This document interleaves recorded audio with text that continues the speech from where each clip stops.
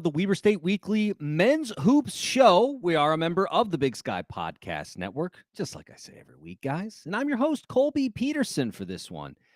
On today's show, we're going to be flying solo, but we're going to be talking about men's hoops. And so we'll talk a little bit. We'll kind of keep this short, nice and tight for you folks tonight. We'll talk a little bit about the last 3 games in the Wildcat schedule. Painful loss to Idaho State in the D. Then we'll talk about the Montana roadie, downing Montana in Missoula, but falling in a rough game against Montana State. Then we got another segment called What's Hot and What's Not. We got takes on what we think is good, maybe what's not so good in the conference, or on campus. And so we'll talk a little bit about that, and you can hear our takes. And if you got takes yourself, put them in the chat, or if you're hearing this in the podcast feed later, send them to us. Maybe we'll tweet them out. You let us know what you think. We want to hear what you think, right, guys? But before we get into all that, I want to encourage you all, please subscribe to the show. Apple Podcasts, Spotify, Stitcher, great places to find Weber State Weekly. You can also get us on social media, Facebook, Instagram, and Twitter. I felt we had a good poll today in our Instagram feed. Our Instagram stories, and then we also put a nice, a take on Twitter. We had 4 of some all-time Wildcat guards, and we wanted to get your take. In their prime, who would you take? Who's the guard that you're picking on your Wildcat squad? So go check us out, Facebook, Instagram, some of those questions that we'll ask, and we got another one in the tank, so answer that one and then get ready for the next one because it's going to be fun. We're excited. But also, we want to shout out our Patreon. You can go to patreon.com/Weber State Weekly. Love our patrons. Really appreciate them supporting us so that we can do what we love to do here on Weber State Weekly. I will say I got a couple of things that I'm working on right now that will go to patrons first, and then we'll see kind of what happens after that. The first of those is, I don't know if you folks have seen this around. If you've been to a game, you know about flashing the dub. So we put together a sticker. Local artist Josh Smith. So if you've ever spent some time down at Grounds for Coffee, you probably know who Josh and Sadie are. And so we said, hey, Josh, you're doing graphic artist work now. How about you work with us on putting together a little sticker so that we could put the dub on computers, on your car. So it's in the works, folks. We got a good design from him. Also, hit him up if you want some good design work because he's doing good stuff. But we got a design, and as soon as we have it done, it will go free to all of our Patreon supporters. So Patreon supporters, be ready for that. We will be getting those in your hands. But then after that, if we've got any left over, we'll probably give a few to some folks, and then we might sell a few. Who knows? So keep your eyes peeled for that. If you're a Patreon supporter, you get that kind of good stuff. And then I've got something I'm going to try and start this week. We're going to start something called Premium Previews, where if you're a Patreon supporter, you're going to get a little short podcast from me previewing this week's opponents. So I'll sit down, and if you're a Patreon supporter, you'll get an access to a link that will give you the opportunity to sit down and listen to what to expect from this week's matchups, the good, the names that you should watch for, some things that might work for the Wildcats, all that good analysis. Now going to be for our Patreon supporters. So check as soon as I get it up there. But want to thank our Patreon supporters because I think about you guys all the time and really appreciate you and your support. So I want to do something for you that is worthwhile. And so this is what I came up with. So we'll start doing that. And then we'll just see kind of how it goes from there.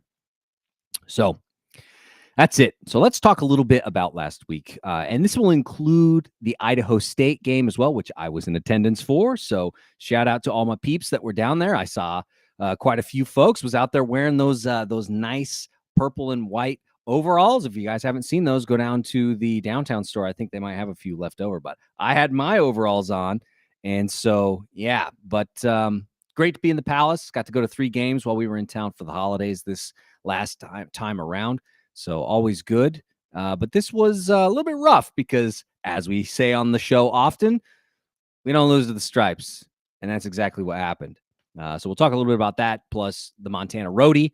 Like we said, we'll talk a little bit about those too. So I want to keep this really simple for folks. We're going to borrow something from our game day show, our football game day show, if you listen to those over the season. And we'd always start out those shows by giving our panel an opportunity to talk about what they liked, what they didn't like, and their MVP for those games, or for last week's game in that case. But we're going to talk about these 3 games coming up that have just happened over the last week and a couple of days. And so let's get into that. So things that I have liked over the past couple of weeks. First thing that stood out to my mind, thinking back on the games that I watched and just kind of perusing the stats a little bit. I like the free throw percentage. I got to say that the free throw shooting has been very, very good for the team thus far this season. In the last 3 games, Cats have shot percentages of let me make sure I get this right, because I got the comparison here. You know what? I'll just do it like this. I'm gonna do it this way, folks. That way it's a little bit easier and I'm not jumbling things up. But the Wildcats from the free throw line over the past 3 games, their free throw shooting percentage here, they have shot 76%. That was the Montana State game. 64% in the Montana game, which is still a game that they won, but obviously could have been a little more comfortable had they made a few more of those shots. They were 11 for 17. And then 88% against the Stripes. They were 22 of 25 that night in Ogden. And so I really like the consistency at the free throw line, because there have been a lot of instances like the Montana game where if you miss a couple more free throws, you're not in that. Steve Verplanken makes that, that marvelous 3, which, by the way, was an instant classic moment. That's the kind of stuff that we're going to look back on next year or in 5 years and go like, remember that time that they inbounded the ball and Dyson Kohler stole it, and then he immediately passed to Steve Verplanken, and Steve Verplanken buried a 3 and absolutely stole all of the joy from every Griz fan in that building that night? Yeah, that's instant classic stuff. So free throws kind of put the Wildcats in that position because, there was a lot of back and forth. There's some questionable calls late, but the Wildcats are able to get it done. And a lot of that is happening because they're getting it done on the free throw line. So really wanted to shout out that, because I just think that some of these games are not as close, or it's not even a contest if they're not shooting for what they are. So free throws, loved that. Love seeing that free throw shooting. Another thing that I've liked in the past couple of weeks, the perimeter defense. Now, we've talked a lot on the show about how the Wildcats, not the best perimeter defending. Talked about their woes. There have been, points in the conference slate where the Wildcats, we had to shout out the fact that they were the worst perimeter defending team in the conference. Part of that is a function of the scheme, right? Because of the way they're playing. But also, I think also just getting guys used to the system. It is what it is. But over the past couple of weeks, I really have liked what I've seen. And so just to shout out a few stats here, opponents have shot against the Wildcats from the 3-point line. They have shot 33%. That's Montana State. They were 7 of 21. Montana shot 33%. They were 9 of 27. And Idaho State was 4 of 18. That's 22%. So I like the closeouts. I like what they're doing. The rotations are working. It's nice. The Wildcats are not the worst 3-point defending team in the conference now. That title now belongs to Idaho, but the Wildcats are, giving up an average of 37%. But I do want to point out that includes the non-conference schedule. So if you were to limit that to just the conference schedule, it's been pretty good showings, right? Like there have been a couple of instances. Northern Colorado, 41%. Northern Arizona shot 45%. They were 9 of 20. Northern Colorado, 10 of 24. Those were their saving graces in those games. Wildcats still win. So I've liked the improvement on the 3-point defending on the perimeter, but obviously some other things need to get cleaned up if the Wildcats want to compete at the top of the conference. Also want to say, if you're listening to this on YouTube, on Facebook, or on Twitter, feel free to put your questions in the chat. Glad to drop those in and answer them as we go through some of this stuff. If you've got takes, we might even put some of them here on the screen, or at least shout them out to this show in the podcast feed a little bit later. So those are kind of 2 things that I've seen over the past couple of weeks that I've really liked. Felt like things have really improved in the case of perimeter defense, but also have been very consistent in the case of free throws. But now we're going to talk about some things that we don't like. And there are some. There are some. So let's talk a little bit about it. First thing on my list, assisting. The Wildcats right now, when it comes to assists, the numbers have been low, and they are the worst assisting team in the conference. They've assisted 193 times, and that's an average of 10.72 per game. The best assisting team, you can say, well, Colby, the best assisting team in the conference is Eastern Washington. They are averaging almost 15 a game. So that's almost double what the Wildcats have. I think it's a function of the offense, obviously. Guys, trying to find the rotations, getting to the right spot. But it's got to get better. In order for the Wildcats to truly, I think, run the offense efficiently, assisting has to get better, especially if you want to get easy buckets. Now, we've seen in the past few games that the team is getting better at cutting back door, finding opportunities in the paint where, somebody is driving into the paint, the defense is collapsing on them, and then somebody's open behind the defense, allowing somebody like Dylan Jones, who is going to draw a lot of attention because we know how good DJ is and what he can do. He draws a lot of defensive attention. They're going to collapse on him. And so folks like Steve Verplanken, Alex Chu, other, Junior Ballard, folks coming in, cutting back door, giving them opportunities to then get easy layups or dunks at the rim. Love those, but we need to see, I think, more of it. One of the things that I was thinking about in the Idaho State game, really, really hard in the Idaho State game to get the ball inside. They wanted to play the inside game, and Idaho State knew that. And so they were very, very committed to stopping that. What do I want to call it? I want to call it that interior offense. They were very committed to that, and it worked by and large, right? Like the Wildcats had a really, really tough offensive night against the Stripes. As much as I hate to say it, it's true. The Wildcats shot in that game an abysmal 35% from the floor. They were 16 of 45. And a lot of those, like I said, came in the paint. And so they knew that that's what they were going to do. And I think that for the Wildcats to give themselves a chance, they got to share the ball a little bit more. Guys got to move off ball, provide some of that outlet. There needs to be one or two, I think, extra moves beyond, the basic offense that we've got right now. And if that can happen and the Wildcats have the ability to share the ball a little bit more, the offense gets so much easier to run. So assisting's got to get better, and I hope it does, because if it does, I mean, we all know that the Wildcats have very talented scorers. I mean, we've seen it. Guys will have their individual nights. We've seen a Junior Ballard game. We've seen a Steve Verplanken performance that has impressed. We've seen, obviously, a Dylan Jones consistently doing things. Zaire Porter's had good nights. I mean, we know that guys, they have, really consistent nights, or they can have good nights. Just, I think a little bit more assisting is going to make the difference. Another thing we got to talk about, and this is part of this, I think, when it comes to shot selection, field goal percentage has got to get better. Right now, the Wildcats are averaging 43%. That's all. That's the entire season, right? And so you'd say, well, Colby, 43% from the field's not bad. You're right, but understand that there are some really good performances in there, and then there are some, just okay performances in there. And the last 3 games have been those. They've been just okay. Surprisingly, the Wildcats shot 42% in Bozeman the other night. And if you were to say that, if you watched the game, you'd have been like, there's no way they shot 42%. They did.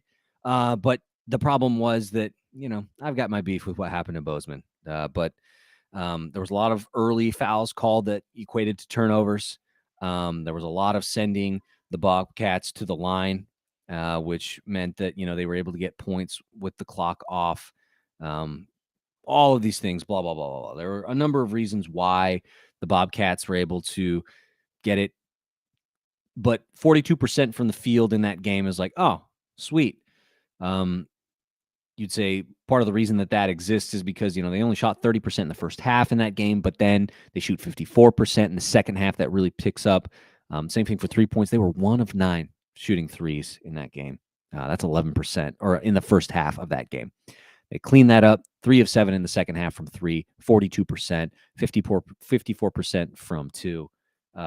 So that made it respectable from an outsider. If you're just a box score looker, I mean, like, well, that's not a bad night. It's like, you're right, but the first half was so rough that they were always trying to catch up, and they opened the second half with a 10-0 run, which was nice because it gets them immediately back in the game because they were down 20 at the half, but they were not able to get past that 10-point hole. It was always kind of just fluctuated around there. They were never really able to get it back in single digits. So field goals, got to get better. Assisting can help with that, but shot selection and guys just making their shots. One of the trends that I noticed as I was looking through some of the numbers, when the Wildcats shoot 40% or better from 2, they usually win. Now, there are some exceptions to that, right? I'm not saying they always win, because in some cases they don't. A good example is, like, say, the UC Riverside game. They shot 45%. They still lost.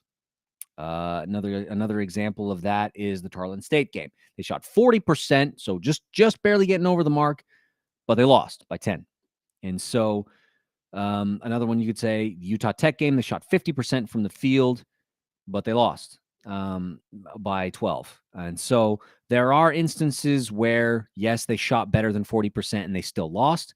But I think it's a good recipe because unequivocally, every time that the Wildcats in conference play have lost a game, so that's Idaho State now and Montana State, they've had a hard time shooting. You could say, well, 42%, Colby. Yes, I just talked about that. But even in some of their wins, like the Montana game, they shot 39%. 40% seems like a really good barometer for whether the Wildcats are going to win or not. So something to watch for. If the Wildcats are hovering around that in the first half, I think that's really maybe the critical piece, is if the Wildcats can shoot a good 40% or better in the first half, it sets them up well to run the offense the way that it should in the second half and close out those teams. So field goal shooting's got to get better. We got to score the ball a little bit better. And if they can do that, obviously, well, gee, this is a John Madden quote here, but I mean, if you score more points, you win more games. That's the way it goes. Another thing that's got to get better, 3-point shooting. The Wildcats have had a really, really tough stretch shooting the 3 this season, which is a marked difference, I think, from last season, where they were a great 3-point shooting team. Now, obviously, there's roster turnover that's a portion of that, but the last few outings from 3 have been really, really tough. I would say that shooting threes is the difference in the Montana game. They shot 42% from 3 in that game. And so 8 of 19, that's nice. That gives the Wildcats a chance in a game that was a defensive slog with a lot of mistakes on both sides of the ball. But 25% against Montana State, 15% against Idaho State, 25% against BYU, 23% against Cal Baptist, 28% against Utah Tech, 34% against Tarleton State. You see what I mean? And so hitting threes is going to open up the floor and give the offense a much needed. It's going to create a lot more space. And so there have been opportunities. I look back at shooting 3, like I said, 1 of 9 in that first half against Montana State. If even 2 of those go in, it fundamentally changes the game. So 3-point shooting's got to get a little bit better. I think that the looks are there. They're just not falling. So hopefully that improves over time, because I know, like we just talked about, this is a talented team. They can shoot. Last thing I want to talk about was the rebounding. Now, I've just talked about assisting, field goal shooting, 3-point field goal shooting, and rebounding. So that's basically the entire offense. Yes, that is basically the entire offense, even though I did talk about free throws. They're taking care of the free throws. So yes, rebounding has been it's been tough. Looking at some stats tonight as I prepared for this, I just want to kind of look at the rebound margin in wins and losses. In nearly every case, when the Wildcats get out-rebounded, they lose. Montana State, surprisingly, they were only out-rebounded by 3, but they lose. Against Idaho State, they were out-rebounded by 8. Turnover or rebound margin was a -8. They lose. BYU, rebound margin is a -12. It's the difference in that game, we'd have to say. But you look at games like Cal Poly, Utah State, it's a plus rebounding margin. It makes a difference. St. Martin's, same thing. Now, of course, St. Martin's is a D2 team, so we expect that. The Cal Baptist game, a minus 13 on the rebounds. They lost. A minus 8 against Utah Tech. They lost. Tarleton State, a minus 1. It was sixes, but they lost. Wright State, minus 11. They lost. You get the idea. Rebounding is really, really critical. And when the Wildcats get a plus rebound margin, that gives them a chance to win. Now, I'd have to go back and look and say, like, well, have they ever had a plus margin and won and lost? The answer is no. They have never lost a game where they had a plus rebound margin in this season. So something to think about. Now, there was the weird Western Colorado game where they were minus 2, but they still won. That's good enough, though. They get it done. But rebounding is, I think, really, really critical for this team, giving themselves a chance in order to win. So rebounds, got to get better. Got to do a little bit better job boxing out. If they can do that, they give themselves a chance to get it done. So MVPs for the last 3 games, I was like, do I name 1 MVP or 3 MVPs? I felt like it should be 3. So I'm going to name 3. So for the Idaho State game, who's our MVP for Idaho State? Why, it's none other than Dylan Jones. Dylan Jones did such a great job in that game. Really had a big impact. Obviously, the Wildcats did not get what they want. One of the things I really like that DJ does is if you watch him, there will always be a certain point in the first half where he brings the ball down the court. And usually a defensive player will run into him. That always happens. And he usually gets a foul for it. So I love that. Obviously, if some guy did that to one of my players, I'd be annoyed, but I like that DJ does it. And I think it's a really savvy move. But DJ in that Idaho State game, obviously, like you said, we don't lose the stripes. We lost the stripes. I hate that. But DJ was 13 points, 10 rebounds, or 13 points, 13 rebounds in that game. Had 3 assists. Black mark on 10 turnovers. So a triple-double, but not the kind you want. But there was a lot going on. I think that the team asked a lot of him because the threes weren't going down in that game. Like we said, I mean, they shot 16%. They were 2 of 12 in the first half in that game. They were 1 of 7 in the second half of that game, 14%. And so, the only people that really made threes were DJ, KJ made 1, and Junior Ballard, JR, made 1. That's it. That's all the 3-point shooting that happened. They made 3 of 19. And so I felt like a lot was asked of DJ. Steve had a lot of shots at the rim. Did a fairly good job of knocking those down. He was 5 of 11. But if I'm picking the impact overall, I think I'm going to go with DJ in that one. So that's my MVP for a painful loss against Idaho State in the Purple Palace.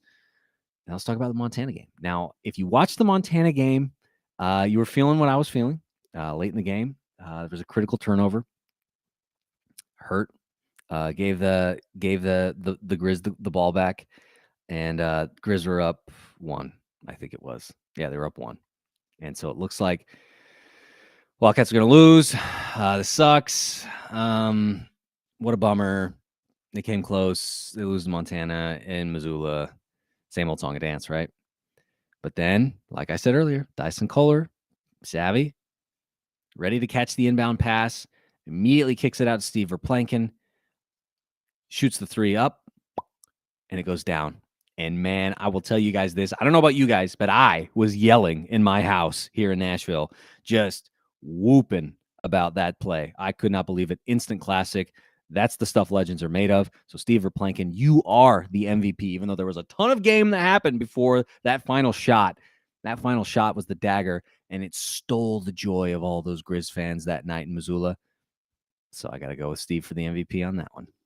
And then finally, my MVP for the Montana State game, going to go back to DJ. And here's why. It was a tough game. It was a tough game to watch. The Wildcats are never really in it. They were always playing catch up. There were instances where they made some runs, but Montana State's runs were a little bit easier. The offense ran a little bit easier for them. The threes were falling a little bit better. They got a lot of fouls, guys. Like, they got a lot of fouls in the first half, and I think it really offset the game in a huge way. And so because of that, they were not able to do what they probably wanted to do because the refs were calling it really tight for the Wildcats and things were fairly loose.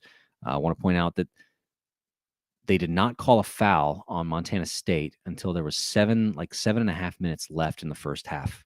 So they went nearly 12.5 minutes without fouling. I mean, come on. But want to go with DJ in this one because he's got 13 points. He's got 9 rebounds. He's got 3 assists. He's got 1 steal. He shot 50% from the floor. It was 1 of 2 from 3. You could say, well, Colby, Steve was 7 of 12 and he had 2 of 4 from 3. Yes, that's true. But the rebounds, like we just talked about, the rebounds are so critical to this team getting the dub. So DJ gets it in Bozeman in a painful night up there. But they split the Montana roadie, which is all we can ever ask for. It's funny because now these days it's the reverse. Wildcats winning in Missoula, losing in Bozeman. The opposite of what it used to be. So, but 1 of 2 on the Montana roadie, which I think is the toughest trip in the conference. You can ask for. So you lose to the defending champs on their floor, and you beat the Griz, which is always sweet. So that is the last 3 weeks or 2 weeks of last 3 games, last 2 weeks of men's basketball play. Let's go now to what's hot and what's not. I've got a couple of takes here, and you guys can. I didn't want to keep this just men's hoops specific because, yeah, there's some good things happening there, not. But one of the things that got me really excited this week. So this is what I think was hot: stadium renovations. If you're in the Facebook group on Weber State fans Facebook group, if you're not, get in there. It's a good time. We talked about the upcoming renovations or the current renovations that are happening and what's going to look like. It looks great. Was able to chat with athletic director Tim Crompton this week, ask him a couple questions just about it. Say, hey, what's it going to look like? My understanding is they're going to that section of the stadium is the oldest section of the stadium, and apparently, according to Brett Hine in the Standard Examiner, the oldest concrete left in Upper Campus. So if you know the difference, there was a time where Weber State was downtown, where if you're a fan of the library in downtown Ogden, right across the street from that whole block where the old Weber gym is, that's where Weber State was until the 50s when they moved to Upper Campus. And so that little bit of concrete was the remaining bit of concrete from when they began everything up there. And so they're tearing it out. They're going to be pouring new in. So part of it is because it's seismically vulnerable. If you don't know, the fault line, we're on the Wasatch Fault, and the fault line runs right through the middle of the stadium. So if there's a problem, there could be a problem on that left side, on the east side. So they're cleaning that up. I'm going to make it safe for everybody. My understanding is they're going to add some concourses in the middle, which will also provide more concessions. We've talked concessions and how the concessions have got to get better. The fan experience has got to get better. If we want to have more fans in, we've got to make going to the game a thing to do. And part of that is the fan experience. Having better concessions where people can get their stuff faster is a key piece of that, because if we want to have 10, 12,000 in our stadium regularly, it's got to get faster. You cannot commit a whole quarter of football to getting a hot dog. So that should help. And then also, there's going to be new turf. And so there are no renderings for the way that the east side is going to look, but you've pretty much heard it. But there are going to be renderings for the new field. My understanding is that the Wildcat, the cat head, is what will be in the middle of the field, and then designs on the end zones to come. But it's going to look great. It's needed to be changed for a while, and so now it's our turn to finally turn the page on this turf and put some new in. And so love the commitment from the university on keeping Stewart Stadium up and ready for the next season. I mean, just the investment in facilities in football have been just astronomical, thanks to the donors, thanks to the university. And so love to see it, but that's what's hot: stadium renovations. Now what's not hot? Got some bad news this week. If you ever listen to our women's basketball show, we got some bad news that Emma Torbert has left the program. A bummer, because Emma was a huge part of the offense. She was a big who I think was probably the strongest post player in the conference. Very few players in the conference could deal with her strength down there. And she was also a big that could shoot the three. And so she was able to spread the floor in a team that desperately needed perimeter shooting. And so she did a lot of things for this Wildcat offense. And she's moved on to greener pastures. And so the Wildcats will be without Emma Torbert for the remainder of the season. Currently sitting 0-, remember, in conference play. Have not won a conference game yet. I'd have to go. We'll talk about it tomorrow night in our women's hoops show. But yeah, Not hot losing Emma Torbert in the middle of the campaign here. A painful loss, and one I think that's going to have serious impacts as we go through the remainder of the conference schedule. So that's what's hot, what's not. Now let's look at the upcoming schedule. Wildcats going to be home for this week. Thursday, January 19th, going to be taking on Portland State. Got the green teams coming to town this week, folks. And you know what we say about the green teams. You don't lose to them. So Thursday, January 19th against Portland State, 7 p.m. Mountain Standard Time. Tickets at WeberStateSports.com. Or if you're like me, you'll be watching on ESPN Plus or listen to the dulcet tones of Steve Klauke on 103.1 The Wave. Then Saturday, January 21st, Sac State comes to town. Now, keep an eye on this game, folks, because Sac State has been very good. I think they've only lost one conference game thus far this season. Sac State has been good. And so this could be a battle for the Wildcats, who have struggled to find their offensive identity. And so that game will be 7 p.m. Mountain Standard Time. Ticks at Weber State Sports. You know what? I'm pretty sure it is, but I'm going to double check for you folks right now just to be sure, because I thought that was the case. But now thinking about the Saturday road trips and all that stuff, I'm like, is it really 7 o'clock? So let me just check that really quickly. I want to make sure. I don't want to give you guys bad intel. So you could show up to the D on Saturday at 7 o'clock and you're like, what? The game is over. So let me see. Let me scroll down here. Yep, I was right. 7 p.m. All right. I didn't lead you straight, but I just wanted to make sure. So 7 p.m. Saturday night at the D. Sac State's coming to town. And so beat the green teams. Sting is Dan. Then Wildcats going to be on the road for a little while after this. 2 road trips coming. The first will be the Palouse trip. So they'll head to Thursday, January 26th, 7 p.m. Mountain Standard Time. ESPN Plus 103.1 The Wave. Then Saturday, January 28th, they will face Eastern Washington, who is currently at the top of the conference. That game, 3 p.m. Mountain Standard Time, ESPN Plus 103.1 The Wave. Eastern Washington, the best assisting team in the conference right now and currently undefeated in conference play. So I said it last year. I think that they're a team that will contend for the conference title very, very soon. And my prediction is right. They are very good. And we'll have to see how things go, because the Wildcats did lose to Eastern Washington in Cheney last year. Then revenge game, Saturday, February 4th. So you get a week off. Then take the trip up to Pocatello at Idaho State to face the Stripes again. That game will be at 6 p.m. Mountain Standard Time. Drive up to the game and boo the Stripes. They're getting cocky up there. They feel like they're ruling the roost because they beat us on our floor. Let's remind them that we have the all-time record is double. We've beat them twice as much as they've beat us. So head up there, boo the Stripes, 6 p.m., Saturday, February 4th. Then Monday, February 6th, kind of a weird schedule that week. They'll go over to Greeley. That game is going to be at 9 p.m. Mountain Standard Time. Really, really weird. 9 p.m. Mountain Standard Time, says the website, ESPN Plus and 103.1 The Wave. Weird game. We'll just have to see what happens. But after that, the Wildcats will eventually, obviously, long road trip, 2 road trips in a row before they get their chance to come back to the D, where they will face Montana State and Montana. So that's the show. We'll wrap it up like we usually do. WeberStateWeekly@gmail.com. Facebook, Instagram, Twitter, like I said. Patreon, go patreon.com/WeberStateWeekly. I want to thank our patrons once again. Really appreciate you folks. Working on some maybe extra content for the feed here, but overall, really once, like I said, we're going to be doing some extra stuff for them coming soon because we love them. And if you want to become a patron, go to patreon.com/WeberStateWeekly and you can become a patron too. Support us, help us pay some journalists to write some stories, produce some content. We'd love it.